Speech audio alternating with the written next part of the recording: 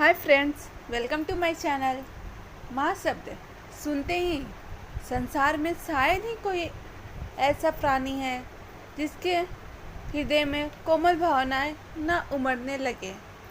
हर व्यक्ति के जीवन में माँ ही तो वह एकमात्र अस्तित्व है जो हर परिस्थिति में संतान को समझने, सुरक्षित रखने और साथ खड़े होने का भरोसा देती है। पर मातृशक्ति जगत जननी माँ गंगा ने अपने ही 7 पुत्रों को मौत के घाट उतार दिया था। बात अविश्वसनीय लगती है, पर यह सत्य है। इसके पीछे क्या कारण था और मैं आज आपको इस वीडियो में बताऊंगी। एक बार भारतवंशी राजा शांतनु शिकार खेलते खेलते गंगा नदी के तट पर आए। यहाँ उन्होंने एक परम सुंदर स्त्री देवी गंगा को देखा। उसे देखने के बाद शांतनु उस पर मोहित हो गए। शांतनु ने उनसे निवेदन किया। तब गंगा ने कहा कि मुझे आपकी रानी बनना स्वीकार है, लेकिन मैं तब तक ही आपके साथ रहूँगी जब तक आप मुझे किसी बात के लिए रोकेंगे नहीं, ना ही मुझसे कोई प्रश्न पूछेंगे। विवाह के बाद राजा शांतनु उस स्त्री के साथ सुखपूर्वक रहने लगे।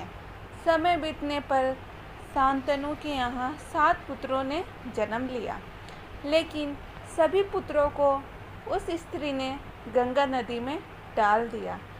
शांतनु यह देखकर भी कुछ नहीं कर पाए, क्योंकि उन्हें डर था कि यदि मैंने इनसे इसका कारण पूछा तो यह मुझे छोड़कर चली जाएगी।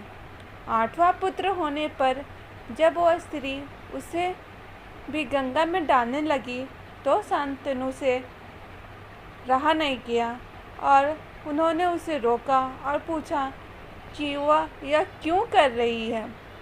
उस स्त्री ने बताया कि मैं देवनदी गंगा हूँ तथा जिन पुत्रों को मैंने नदी में डाला था वे सभी वसु थे, जिन्हें वशिष्ठ ऋषि ने श्राप दिया था।